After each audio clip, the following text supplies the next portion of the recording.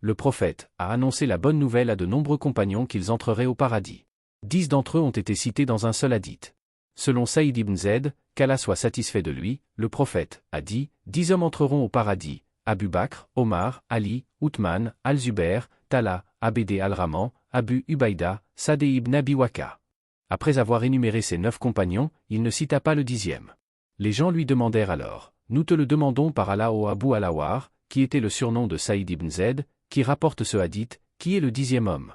Il dit, puisque vous me le demandez par Allah, Abu al-Awar entrera au paradis. Rapporté par Tirmidhi, Abu Daoud et Nasaï.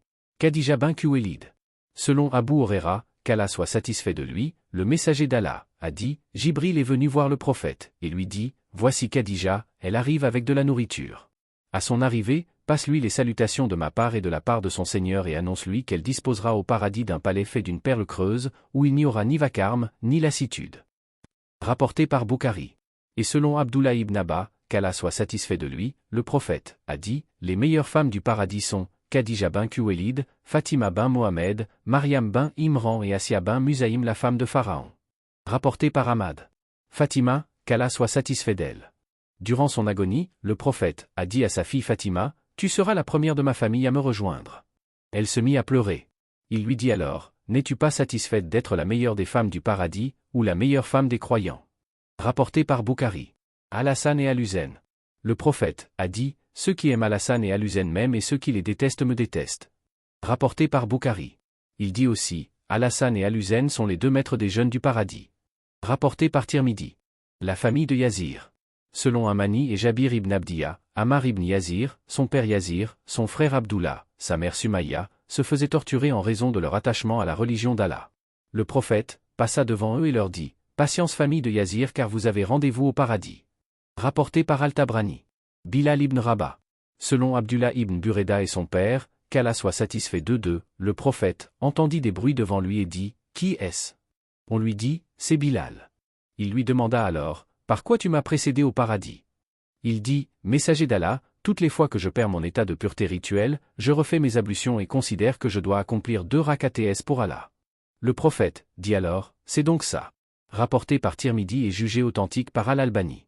Selon Abu Huraira, le messager d'Allah interrogea un jour Bilal, Bilal, quelle est l'œuvre que tu as accomplie depuis que tu es musulman et dont tu espères la plus grande récompense? En effet, j'ai entendu le bruit de tes sandales devant moi au paradis. Bilal répondit, voici l'œuvre dont j'espère le plus grand salaire, je n'accomplis pas d'ablution, de jour comme de nuit, sans les faire suivre de ce qu'il m'est donné comme prière. Rapporté par Bukhari. La femme noire. Le prophète a annoncé la bonne nouvelle à une femme noire qui faisait des crises d'épilepsie qu'elle entrerait au paradis. Atta ibn Abi Rabah rapporte qu'Ibn Abba, qu'Allah soit satisfait de lui dit un jour, aimerais-tu voir une femme promise au paradis? Atta ayant répondu par l'affirmative, Ibn Abba lui dit, il s'agit de cette femme noire. Elle se présenta un jour au prophète, et lui dit, je fais des crises d'épilepsie pendant lesquelles je me découvre.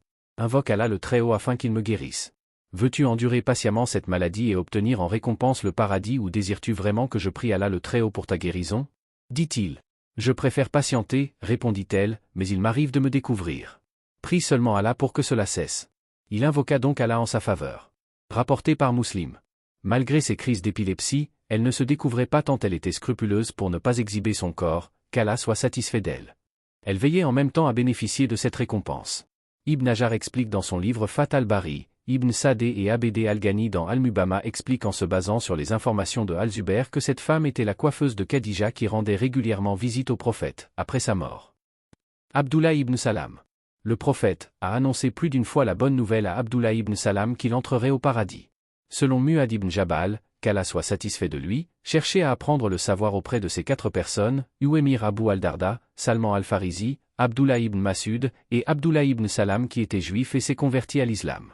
En effet, j'ai entendu le prophète dire de lui, il est le 10e, en dehors des 10 promis au paradis, à entrer au paradis.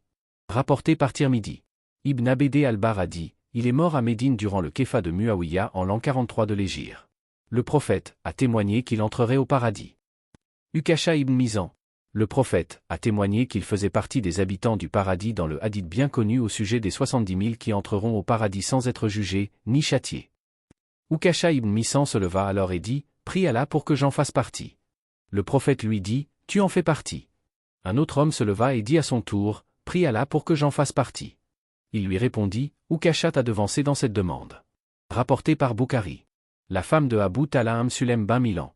Selon Jabir ibn Abdiyah, qu'Allah soit satisfait de lui, le prophète a dit, on m'a montré le paradis et j'y ai vu la femme de Abu Talha.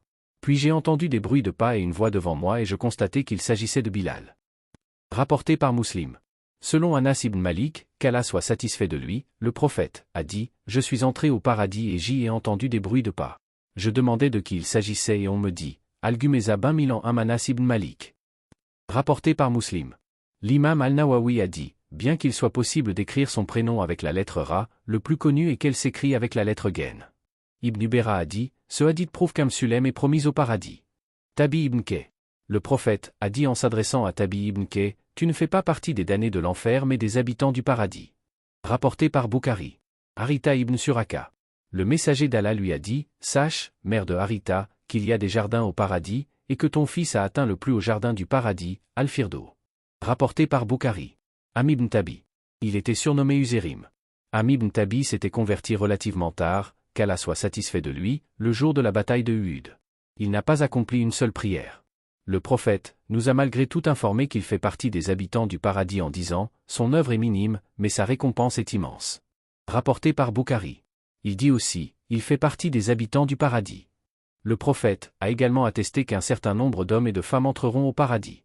Notamment ceux qui étaient présents et ont participé à la bataille de Badr et à Hudaybiya. Et aussi ceux qui ont prêté le serment d'allégeance sous l'arbre. Le prophète a dit, n'entreront pas en enfer ceux qui ont assisté aux batailles de Badr et à Al-Hudaybiya. Rapporté par Ahmad. Il dit aussi, n'entrera pas en enfer quiconque a prêté serment d'allégeance sous l'arbre. Rapporté par Muslim. Les mères des croyants. Les adeptes de la Sunna attestent tous que les mères de croyants entreront au paradis. Que ce soit Aïcha ou les autres, qu'Allah soit satisfait d'elles. Allah a dit au sujet des mères des croyants. En revanche, à celle d'entre vous qui obéira à Allah et à son messager, et qui fera le bien, nous accorderons une double récompense et réserverons un don généreux. Dans son exégèse, Ibn Kathir a dit, c'est-à-dire qu'elles entreront au paradis puisqu'elles seront au même rang que le prophète, dans les plus hauts lieux du paradis, au-dessus des demeures de tous ses habitants. Dans le lieu appelé Al-Wazila qui est la demeure la plus proche du trône. Durant la première période de la mission prophétique, une génération d'hommes a été éduquée par le prophète. Ils ont assumé la responsabilité de l'islam. Parmi eux, on compte les 10 promis au paradis. Ceux dont le prophète a témoigné qu'ils y entreront. Il s'agit de Abu Bakr le véridique, Omar ibn al-Khattab, Ali ibn Abi Talib, Uthman ibn Affan, Al-Zubair ibn al-Awwam, Talha ibn Ubaydiyah, Abd al-Rahman ibn Aw, Abu Ubaïda ibn al-Jarrah, Sadeh ibn Abi Waqqa et Saïd ibn Zayd. Mais le prophète ne s'est pas limité à annoncer la bonne nouvelle à ces 10 hommes. Il l'a aussi annoncé à d'autres hommes. Les adeptes de la Sunna témoignent que tous ceux auxquels le prophète a témoigné qu'ils entreront au paradis y entreront effectivement.